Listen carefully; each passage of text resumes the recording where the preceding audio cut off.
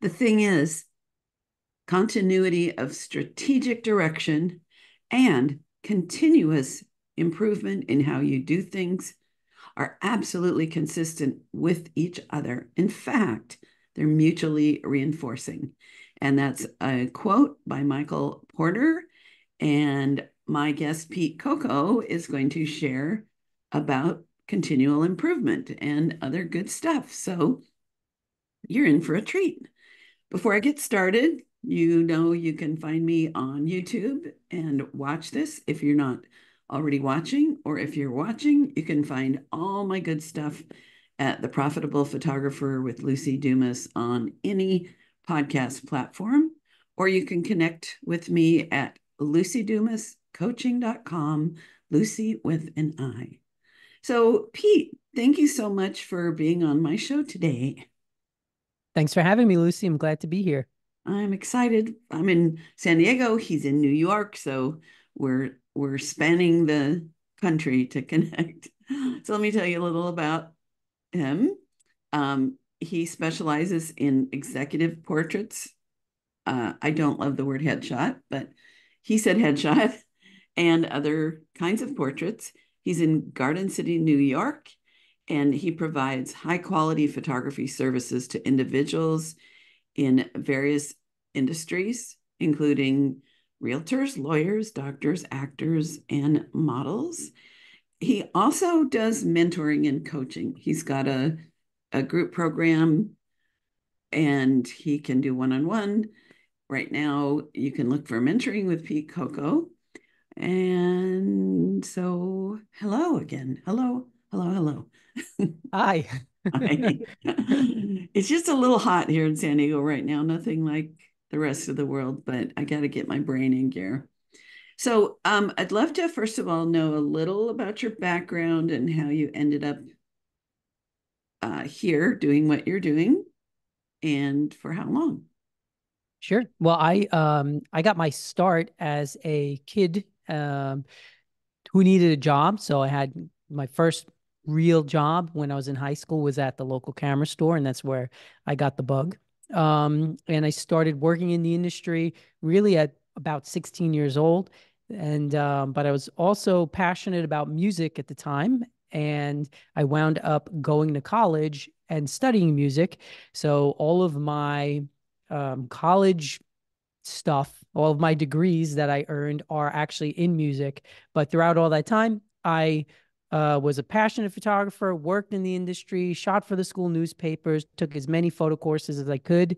Um, so sort of like an unofficial minor. And that's what I did up until about 4.5 years ago, which is when I started my full-time portrait studio. And so before that, I was doing it sort of on the side for friends and colleagues. And here I am 4 years later. So now I have a studio space on Long Island. And like you said, I focus on headshots, which I know that word isn't the best word, but I don't I like to make people look really cool in their headshots. I do headshots and portraits, and I work with a variety of clients, actors, musicians, artists, models, different kinds of business people. And yeah, that's what I do. And I love what I do. And then on the side, I coach people, as you mentioned. I run a YouTube channel which has almost 30,000 subscribers, where I talk about photography, I talk about gear reviews and all sorts of things. Wow, And I just busy myself throughout the day with various photography related tasks, and I love doing it. I love it. Wow, I'm gonna have to figure out how to get 30,000 subscribers. That's impressive. So you can Make mentor me on that. make 3 videos a week for 2 years. Ah, okay. Now, so do you do ads in yours? Because so far I haven't done that. Because I have so what I have in my for my YouTube channel is I don't do any ads or anything like that, but I do have some sponsorships. Like I'm a B&H affiliate, and I have some other companies like Mint Mobile. I'm a Mint Mobile affiliate. So I use those different brands kind of help me grow my channel not in a monetary way, but in a sort of organic way. Like Mhm. B&H will send me gear for review, so Nice. which is really cool because I'll get like the latest and greatest camera, and they'll let me hold on to it for like a couple of weeks, try it out. I can make a video about it and then send it back, so I'm able to stay sort of at the ahead of the curve when it comes to the gear that people want to see reviewed. And then I do a lot of videos on headshots and portraits and some educational stuff, which people seem to like too. Awesome. Awesome. Hmm. Uh, so a lot of people at the camera stores in my area, the people that work there, they're still working. Like the person I bought my first camera from 42 years ago still works in the same store. Cool. And I got to give you a lot of respect for transitioning from someone that worked in camera store, probably learned a ton, and then went on to create your own career and your own business. I don't know why it the people in the camera stores that do some photography, um, well, I don't know. I guess I can know why, because it's scary to start a business. It is. It is. Yeah. So how did you find the courage to go all in full time? Let's do this thing. Well, yeah, that's a great question. And I did work, I worked at Cometa Camera throughout my pretty much doing my undergrad and my master's degree, which was so, and then beyond that, so maybe about 10 years, and I was a salesperson. But that learning sales and learning how to talk to people and Mhm. understanding that first of all was a huge help to me in starting my own business because at the end of the day, everything we do as business owners, I don't care what industry you're in sales in some way or another. So I Mhm. learned a lot in that regard. But I come from an entrepreneurial family. Like my family came over from Italy and, on Ellis Island 100 years ago. And my great grandfather started a business in Manhattan. And so my father and my older brother still run that family business. So they're in the fourth generation, and it's a manufacturing company that Wow. so growing up, I was surrounded by my dad, who was an entrepreneur, and I learned the good and the bad of it because there were times where he did very well, but there were lots of times I can remember where he didn't do very well. And so I a lot of people who look at entrepreneurship as this kind of scary thing, which it is, like putting yourself out there. And I never really looked at it that way because I just had entrepreneurs around me. My father, my uncle had his own business that he ran. So I was kind of surrounded by entrepreneurs. So I didn't have that aversion to it.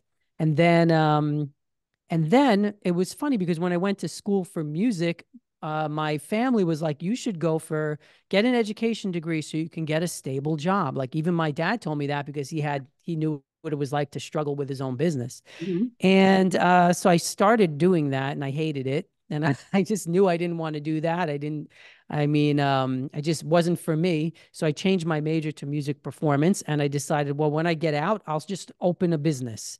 And that's exactly what I did. So when I finished my master's degree, the first business I opened was actually a music school, brick and mortar music school that I still also run to this day. And so I learned a lot from there too. When I decided to open my photography business, I had a lot of experience dealing with contracts, dealing with contractors, dealing with the town and building a building and codes and insurance and all of the various things that go into play if you want to open a business. So when I was ready to jump in with the photo business, I was it wasn't a matter of being I wasn't afraid to do it um, because of the fear. It wasn't the fear of failure as much with the business part of it as it was more, am I good enough as a photographer? And I think we talked about maybe talking about like the work. And so I think for me, the thing that held me up more initially was just not feeling good enough technically as a photographer. And I wasn't at first. So it was a it was a healthy fear to have, you know? Yeah. Yeah.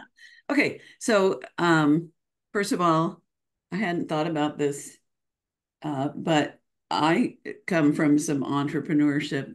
My mother's father, who I never met, uh, had a secondhand store, and Oh, cool. that was how he made a living. And in the Depression, he had a popcorn wagon. He had one in Portland, Oregon, and one in the Dalles where they lived. And he said, because everybody's, no matter what's happening, everybody's got a nickel for popcorn. Yeah. So, and then my Smart. and then the I'm I love sales, and my mom worked at J.C. Penney's for part time for most of my life, and so I saw sales as service. And then my dad was a Right. pastor, and I Oh, saw cool. careers as something you want to contribute to the world. So thank Mhm. you for letting me pause for a second, think about my background and all of that. So let's see. I had a good thought or question about that. Okay, so when you were going through the list of this and this and the insurance and the contracts and blah blah blah blah, I Mhm. could feel some people like like their whole it I don't know, their throat tightening, their stomach twisting, and oh my gosh, I didn't grow up with entrepreneurs. All my family just had jobs. So, what do you say to people who want to do this darn thing? And let's say they're already doing nice photography and they're nice people, but you know, in starting, how do you encourage people, or what's your thoughts on that? Right. Right. People a little bit of calmness, but also some insight slash reality check. Well, that's a great question because the first thing that comes to my mind about that topic is everyone starts somewhere. So the key is just to start. And I found this in anything that I wanted to pursue in my life, right? Like we will always find excuses not to start because we don't feel ready, right? So it's like there's people who will say, well, I'll start my photo business when I get this many people that I photographed, or when I'm good enough as this person, or when I do this and when I do that.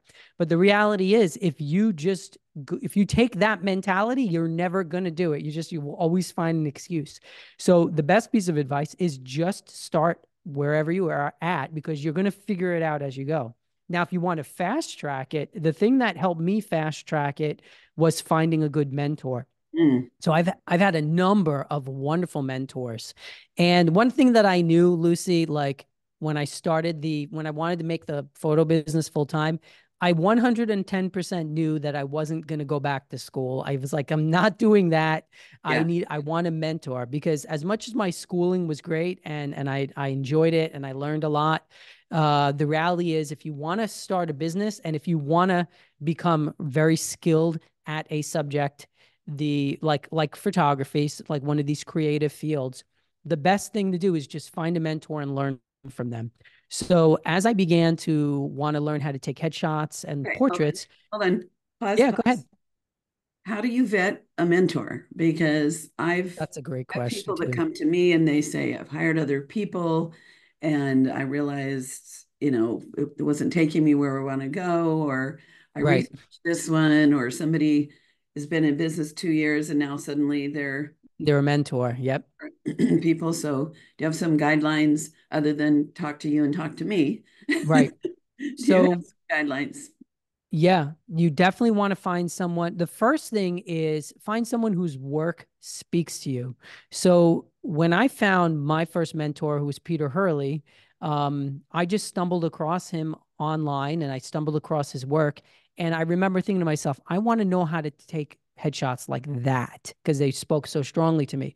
So the first thing, you got to find someone whose work you actually want to emulate, because if you study photography with photographer A or B, then naturally you're going to learn to take photos that are going to be like what they take. The second thing is, do they, like you just mentioned, do they have a track record of success? Like, have they been in business for 1 year? Do they know about business, right? Do they know not just about photography, but do they know the business side of things? So, I've been in business for since I was probably like mid 20s. So I've over 20 years that I've been in various businesses, and so there's a lot you learn there, of course. That's not exclusive to a photography business. And then you just have to go with the vibe of a person too. So you want to work with someone who you'd want to hang out with because and there's photographers, they fall into sort of two camps where there's some who, well, no, there's more than that, but I mean, traditionally, a lot of photographers are very closed off about their skills and what they do.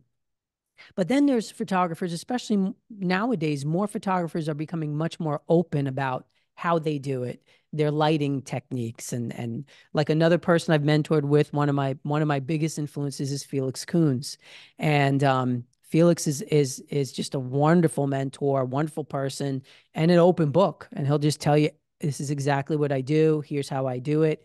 So that's what I would look for in a mentor. And then at the end of the day, you want to be strategic about it because you want to make sure that you're learning something that you want to do. At the end of the day, when I create my work, I want to be passionate about the work I create. One of the best pieces of advice that I ever got was, you know, create the work that you want to be paid for. And Mm, it sounds opposite of what we should do, right? But it's not. And I found in my experience that like if you try to do what you think people want, you're never first of all, you're never going to find your own unique voice. And second of all, you're never going to be happy because who the heck wants to do that? Like I don't want to spend my day trying to create something that someone else wants. I want to create art. And I'm not saying don't care about what the client wants. What I'm saying is if you create beautiful work that's unique and that's a reflection of your personality, the right clients are actually going to find you and they want that. And so, something that I experienced is as I started to create work that I was passionate about and create portraits that inspired me, people started to reach out to me and say, "Hey, I saw this portrait on your website and I really liked it. And I was wondering if you could do something similar for me." And mhm, for me as a photographer, that's the most awesome compliment you can get. That is something absolutely. that, yeah, it's great because then it's like you're just doing what you love to do, and then your client loves it, and then they're happy to pay you for it too. So it's a win-win-win. So I have a little example from my life. So when I started 40 years ago, I think I'm going on 42, 41 and a half. I I loved weddings and I loved kids. I saw that weddings were the fastest way to start making money in your pocket right now. Right. And at whatever level, there's somebody that, if you do the other things right, will pay that. And everybody was doing double exposures where you have to have a separate camera and you like, especially there was the one half diagonal was the wedding ceremony, and the other you use the candles to light the couple's face looking down on I their. remember those. Yep. And I thought you had to do that. And I had a camera that was dedicated to that, and I had this little thing that you turn and you have to recock the shutter, and the stress of trying to get it because you only get that one opportunity. And but my passion was outdoor and scenic and creative things and natural light uh, Right. on the day. And one day I was like, I'm going to do what I love, and people are going to be drawn to me that like that. And I was Mhm. sort of like Scarlett O'Hara, as God is my witness, I'll never do a double exposure again. So yeah. And I would never, like, if I thought, oh, well, the money's in headshots, but I don't enjoy them. I can't Right. just Right. do a, like, I still end up doing 100 images and spending an hour if somebody hires me to do an executive portrait, but all they want is like their bench, their bench at a bus stop kind of photo. So I'm I'm putting an exclamation point on what you said is I knew I would not be happy, even though it's it's a need. Like there's a gazillion people that need great headshots, and but it's not something I would love to do. So I really value what you just said about do the thing that people will pay you for that you like to do. Because I also Right. like to photograph flowers, but I'm not ready to create a flower photography money making machine. Uh, and I like people. So, okay. Yeah, Uh, me too. I like working with people. yeah, yeah. So I love that. So we chatted a little about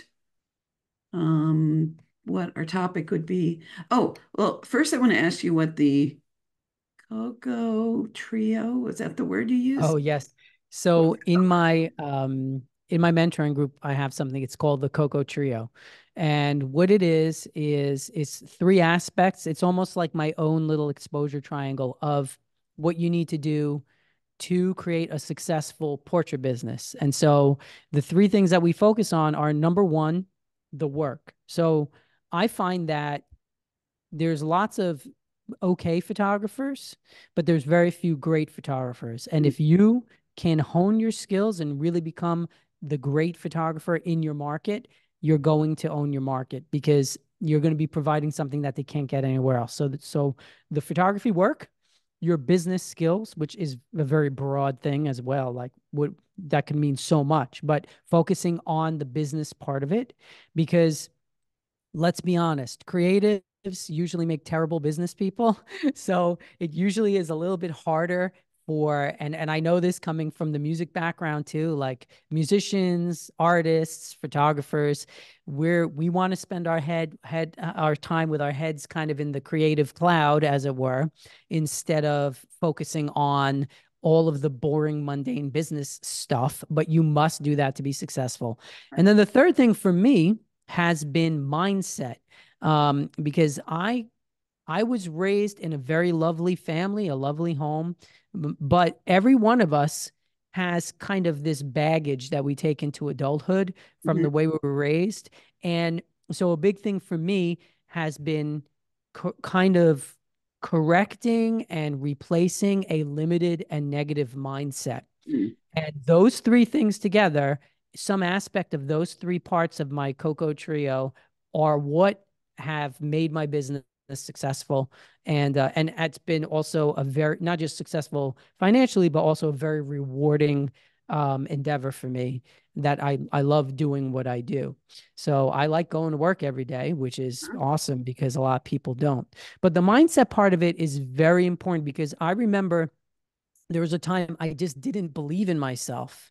And so it doesn't matter what you want to do. If you don't believe in yourself, you're never going to take the steps to do it. So I spent a lot of time for, even before I even thought about opening a photo studio, I spent a lot of time really correcting those negative thoughts and filling my mind with more positive thoughts about myself, reading books, watching podcasts, studying from people who talk about these subjects, and realizing that if I feel like I'm going to fail, I'm going to fail. Right. And if I feel like I'm not a great photographer, then I'll never take the steps to become one. And Mm. it's not, I don't, and the thing that you got to be careful about when you talk about this kind of stuff is that people think, well, I'm just going to go sit in a field somewhere and imagine all this beautiful stuff happening in my life. And then tomorrow the universe is going to throw it all at me. But it's not that at all. It's what happens is you do attract things to you for sure. I believe like that you put out to the world. But I think of it this way. Like if I feel like a failure and I feel like I'm never going to be successful, then I'm going to walk around all day like that. And then other people are going to sense that from me. And then the way I interact with potential clients and the way I interact with potential associates in my business and whatever, it's going to be reflected to them. Exactly. But the Yeah, it's really like it's like that is it a catch 22? I don't know. Yeah. But it's not good. So Not I good. would say, yeah, you have to work on the way you think about things, and you have to believe in yourself, and you have because once I started to believe in myself, then I was motivated to set up shoots with people to learn, to find people to put in front of my camera, So, to reach out to mentors and, all that kind of stuff. so are there a few favorite books? Because just saying, oh, believe Yes. in yourself, if somebody doesn't, Right. we have to take some action. So Sure. there's some programs or books that you especially think So help people get past those doubts. yes, the Motivation Manifesto, which is by Brendan Burchard, has what that was a book I got early on that really was inspiring to me, and I still read it a lot now. Um, Brendan, Man's Brendan, what's his last name? Burchard, I think it's Berchard. I could be wrong about that. Um, Okay. there's a there's another book, a classic book, by Viktor Frankl, which Mm-hmm. is called Man's Search for Meaning. Mm-hmm. And that has been really influential on me too, because he talks about life as a captive in a concentration camp, and kind of how do you keep yourself sane in that situation? How do you keep thinking positive when all you see is like death and destruction around you? That's a book that many people will tell you has been influential in helping them grow. Mm-hmm. I read a lot of Proverbs. So I read, from the Bible. I also read the Tao Te Ching, which is Lao Tzu, which is uh, a Chinese philosopher. And then a lot of podcasts too. Like there's a guy who's named Lewis Howes, who's got a great podcast where he talks about motivation, he talks about positive mindset, about personal growth. And then people like Tony Robbins and Bob Proctor. So those people have influenced me too. Um, and then I read lot of philosophy as well. I'm not a philosopher. A lot of it I don't understand, but I do like reading philosophy, and I like reading classic literature. So I love Emerson, I love Thoreau, and I find if you read these, what happens is once you start to read and study what other people have gone through, you really start to learn that like the way you feel is not at all unique to you. And there's something so comforting about that, because we all go through those times in our lives where we feel like nobody understands what I'm going through. I'm all alone. Nobody has these issues. But then you start to see that pretty much everyone, historically has gone through those things. And so when you start to understand that, it really helps you to change your the way you react to things. Because a lot of the mindset stuff too is just changing the way that you react to what's going on around you. And Right. I've found that that's even important in a shoot, because there's times where if you're a portrait photographer, you will have a client, you'll take some photos of them, and the way that I do it is I tether to my computer so the client can see the images right away, so we can collaborate and make sure they're happy with them. And there'll be times where they hate those photos at first, and they'll tell you. And so you have to really believe in yourself to know that, okay, well, even if they don't like them at first, I know how to get them to the point where they're going to love them. Mm-hmm. So it's all interrelated in my mind when it comes to those three parts. One of the things I love about what you're sharing is how, this is what I love about entrepreneurship is it's a personal growth um, masterclass. Right. Because, and one of my favorite books that shifted me is Feel the Fear and Do It Anyway by Susan Jeffers, Mm. because my childhood baggage is fear. And uh, the mantra that I created from her book is I'll handle it.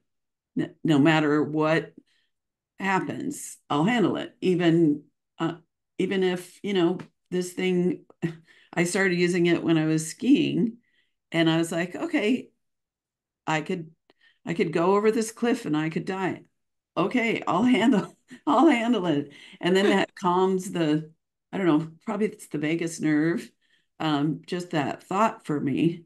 Um, and so because I've worked through, and I imagine it's the same for you, and if you're listening, if you think about it, you probably have this, is when we work through something in business,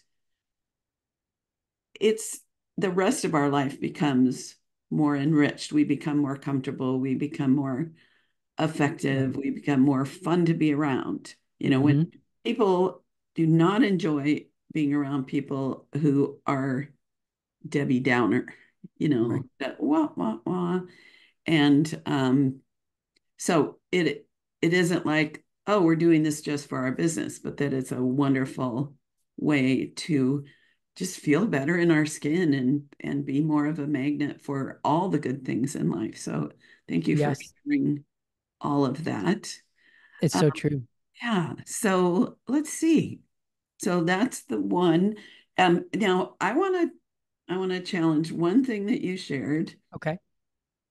because I've seen that the most outstanding photographers are often not the most financially successful.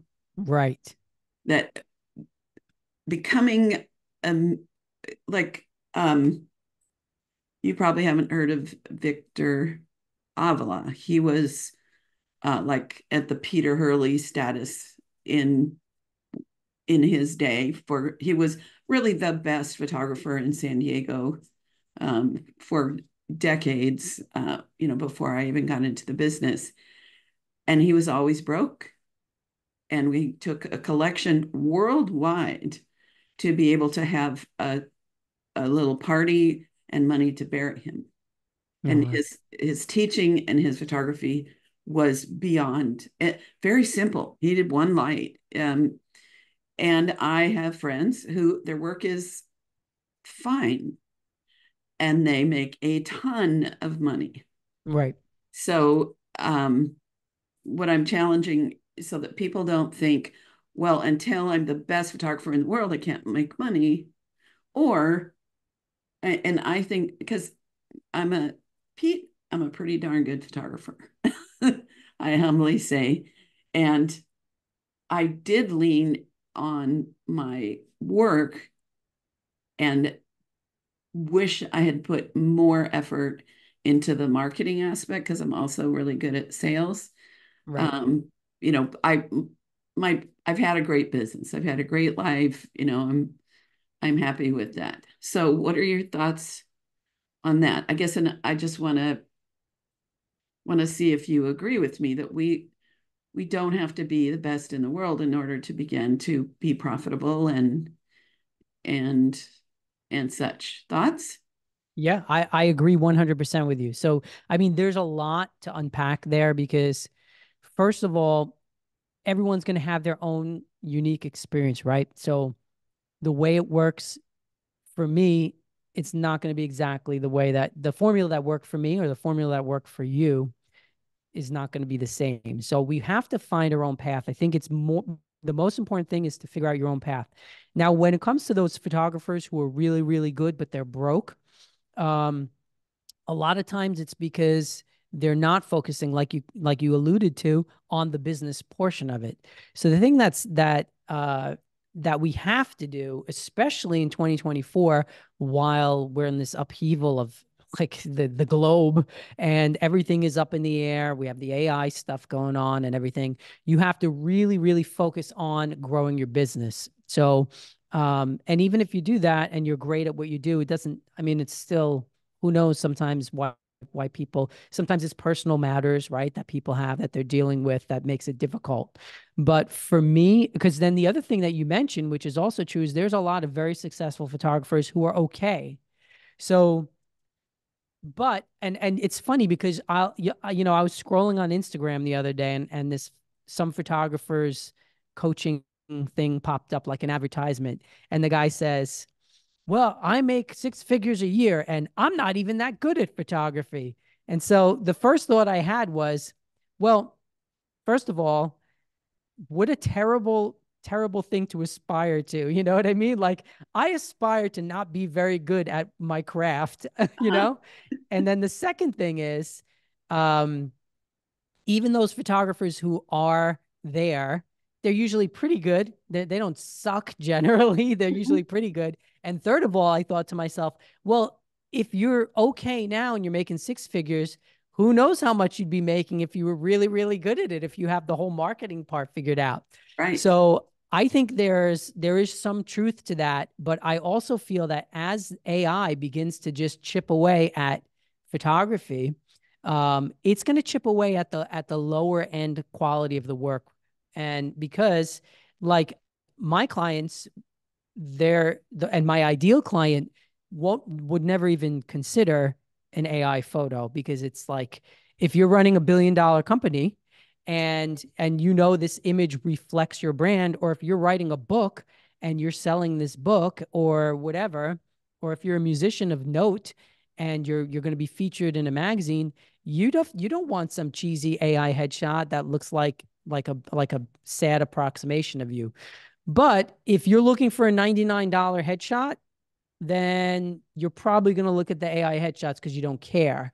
So for me, I think nowadays it's more important than ever to create work that really does stand out, that's unique, that really shows you as a cut above the rest. But yeah, you're totally right that you can be okay and still make good money, and you can be great and not make money. But there's generally other factors in there because you're focusing too much on one maybe and not on the other. I Right. have musician friends that I know. Same thing. I know some musicians who are really the greatest musicians in the world. I'm a jazz musician, so I know a lot of musicians, a lot of like the premier jazz musicians in New York, and some of them you cannot find a better musician, but at the same time they are financially in dire straits all the time.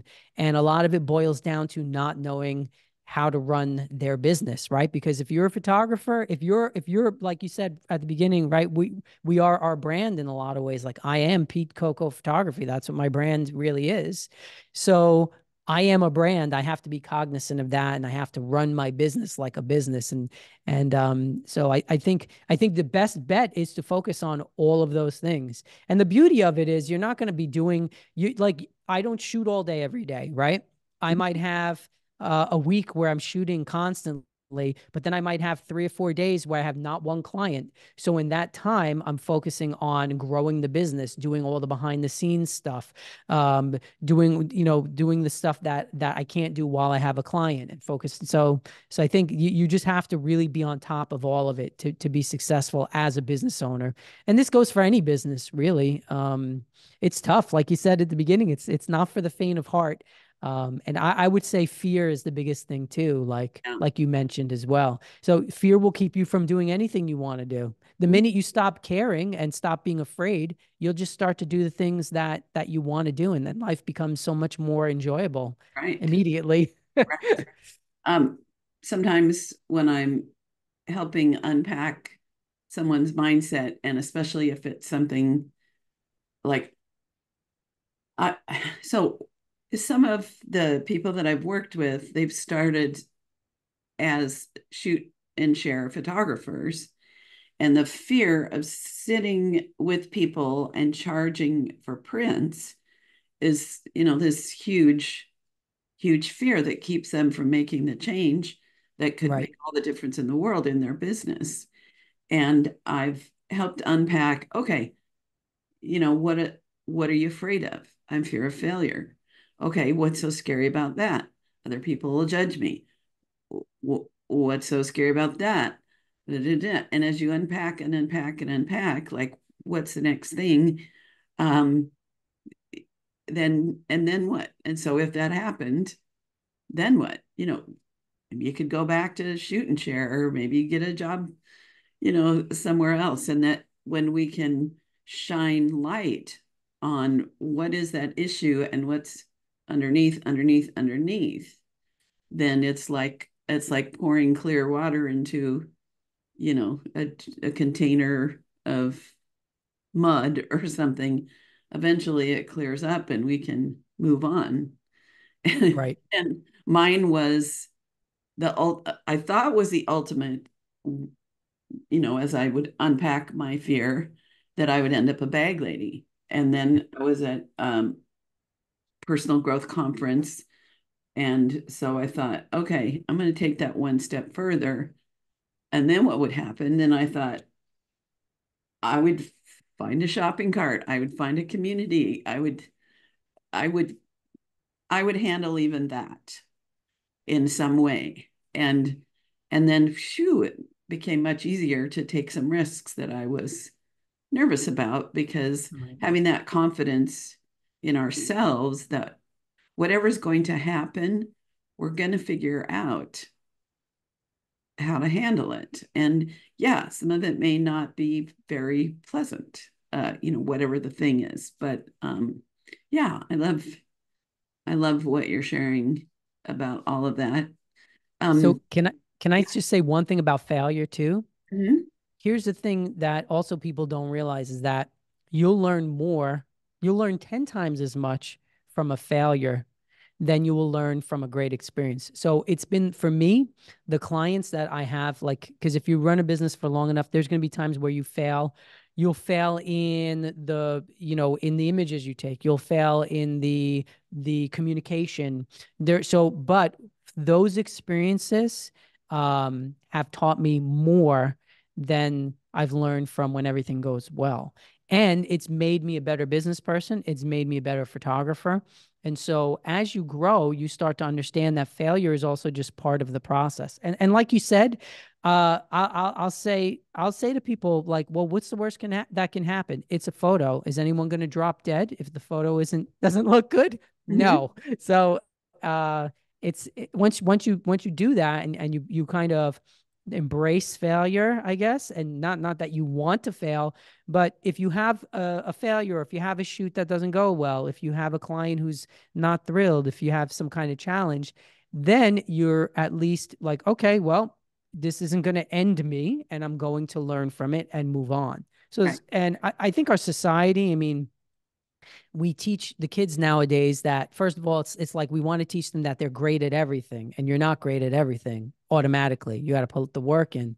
But we also want to protect our kids, I think, from failing at stuff, and that's bad because every great that every great person in history has a huge string of failures, right? Like Thomas Edison, I think, had like 1,000 failed attempts before he made a light bulb or whatever. mhm. So yeah, that's so I think that embracing it and learning from it, as long as you learn from it, then it's actually a win, not a failure in my book.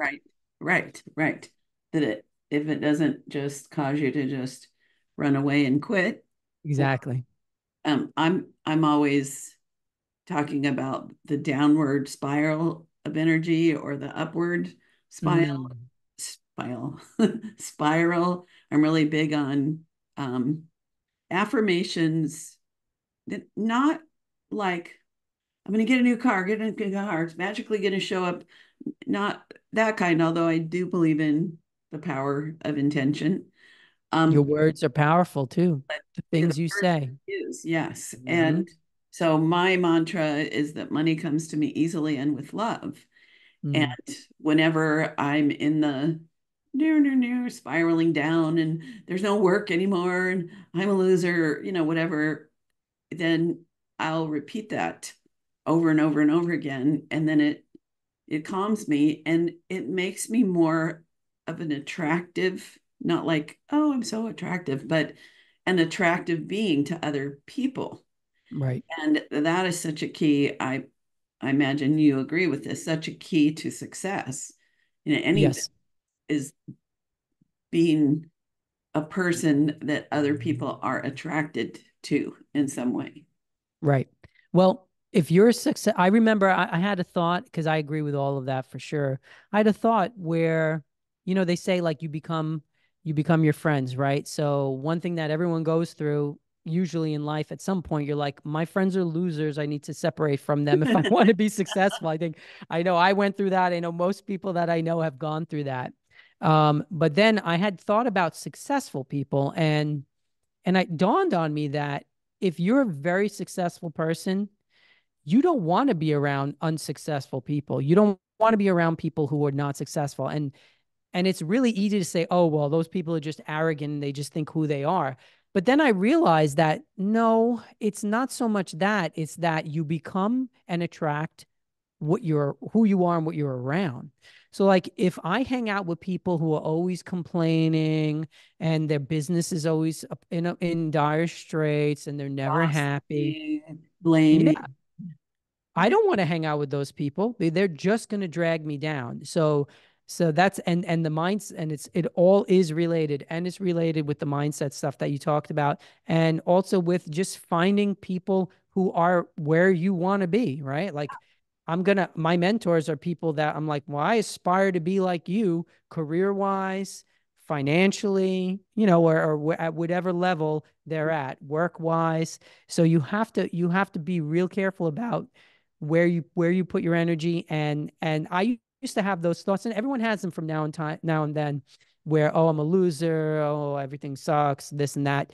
But the key that you've already said, which is when you start to change your mindset, like that's the first time you'll actually recognize those thoughts popping up in your head because it seems so natural to you at first, right? Like it's just the way you've always thought. And so sometimes you don't even think twice about the thoughts that are popping up in your head. But when you start to correct your mindset, and I think positive affirmations are great too, because then you'll catch that thought and you'll say, wait a second, I'm not a loser. And then you'll correct it with the truth and a positive thought and a thought that's going to put you back on track. So I think that's great. And that's been something that's been I know it's I've seen it in my life too, really work. Mhm.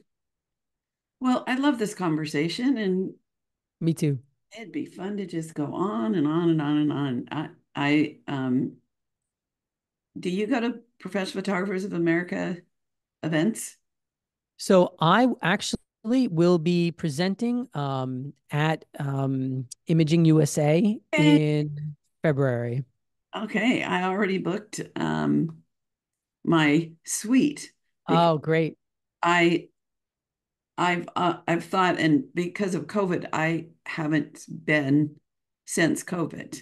Um, every time it's come around, it's like, oh, there's a new surge of COVID, and Yeah, it's been like, I don't know if I'm ready to do that, but I'm going this year. great. So I want to have a get together, Yeah, my definitely. suite, uh, of people that listen to the show and people that have been on the show. So stay tuned for that, everybody and Peter. Um, so to me, that's one of the ways that I've been around those people who are where I want to be is, people like, oh, what's a convention? But spending 3+ days in a community of people who are committed to success Right. and an incredible lineup of speakers always, and people in the trade shows. And Peter Hurley is always on stage in the trade shows. And that is a huge way to grow our business, grow our confidence, grow our marketing skills. So Hmm. yeah, oh, I'm excited that you're gonna be there. So since we're almost out of time, I have two questions for you. Okay. One, I know you have a gift. Uh, it's a it's a download. So how do people find that? Okay. So if you go to YouTube and you search Pete Coco Photography, and click on any of my videos. In the description of all of those videos, there is a headshot, a portrait. Sorry, portrait tips, 5 portrait tips PDF. So you just click on the link and then you can download that PDF, and I'll give you 5 of my all-time favorite portrait tips for taking awesome dramatic portraits. Awesome. Oh, I just used the word awesome too. Okay, and I know, so if you check the show notes, I've got a link for your Facebook group, which sounds like it's a pretty cool place to hang out and learn and support and be supported. Yeah. Yes. And your website is Website is petecocophoto.com. okay. You can also find me on Instagram at Instagram slash at whatever you want to call it, Pete Coco Photo. And then the YouTube channel I have as well. You can also if you search for my Facebook group, that's a free group for anyone who wants to just learn more about portrait and headshot photography, you just search Pete Coco headshot and portrait mentoring group and it'll pop up. And then my if people want to email me, it's pete@petecocophoto.com. But people usually just message me through Instagram. So if you want to find out more, ask me a question or any of that good stuff. So basically, remember the words Pete Coco, That's it. And it's all easy that, because it's and you'll find P-E, all the things probably. yeah. And it's just PETECOCO. So it's Great. it's All right. simple. So the last question is to give you an opportunity either to pick something to share that when we hang up from this lovely call, you might be like, oh man, I wish I had mentioned that nugget, or just a thought you want to leave the listener with so that they can go on with their day pondering this. So what do you got? Well, I think that the one thing I want people to know is that when it comes to starting a photography business, just in a general sense, like taking something you're passionate about and turning it into something that you can do and love and people will pay you for. I started my photo business full time in the middle of the pandemic at what was the worst time to start a business in if you looked at it on paper, right? And it was also a dark time in my life because I was watching my other business which was failing because we had to close because of COVID. Mm-hmm. And I was depressed and I was sad. And I remember sitting around and I said to my wife, because I had a bunch of photo gear and I was just doing it once in a while on the side. And I said to her, I got to sell all this stuff. We need money. And here's her reply was, what are you crazy? Now's the time where you should be turning this into an actual business. And so at the very kind of bottom, when I was at rock bottom, I decided, I'll give it one more shot. I'm going to try it.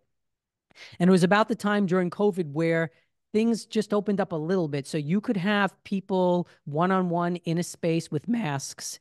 And I'm so glad that I did because that it took off from there. And so I would say if you're listening to this and you're feeling really down and you're feeling like it's too late or I'm too old or this or that, it's never too late. You're never too old to start.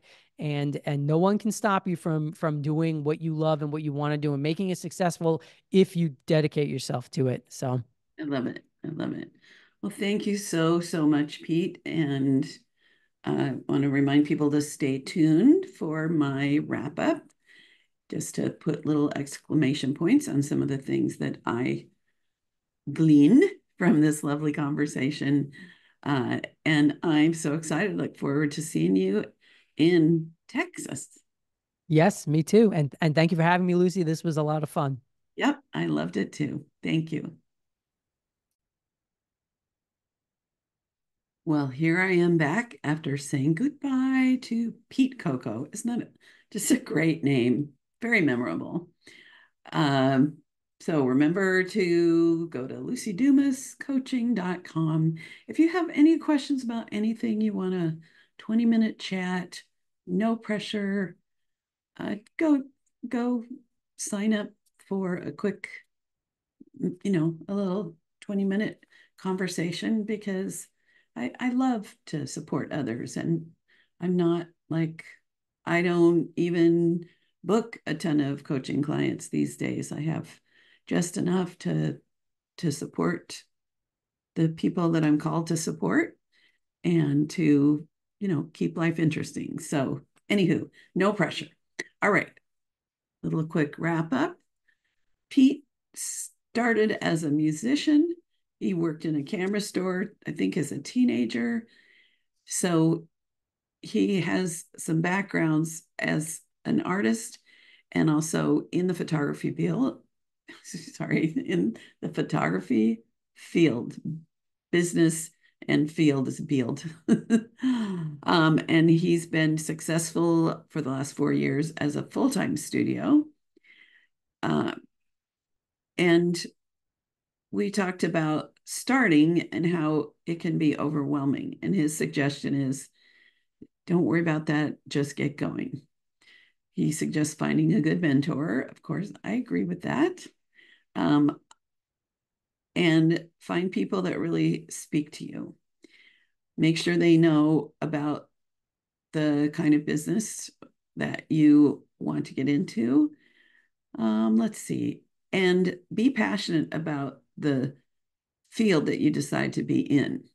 What do you see yourself enjoying photographing day after day, year after year? And begin creating work that you love, that you want to be paid for. And then he has this, he calls it the Coco Trio: the work, the business, and the mindset.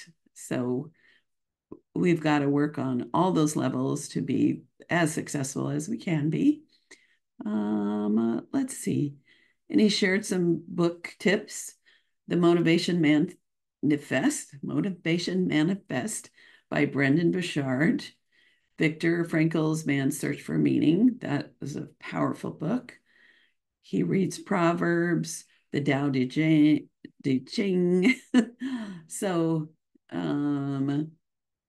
yeah, this, I know I'm not really giving specifics because this was just so motivating and great in so many ways. Anyhow, so his last thought was, it's never too late to start a business. Your photography can be good. It doesn't have to be the best in the world, but you need to get started and do it. So thank you so much, Pete. I look forward to seeing you in Texas. And if you're listening, you can go to Professional Photographers of America, click on Imaging Expo, and you'll learn all that we were talking about. So that's it for today. And until next time, bye.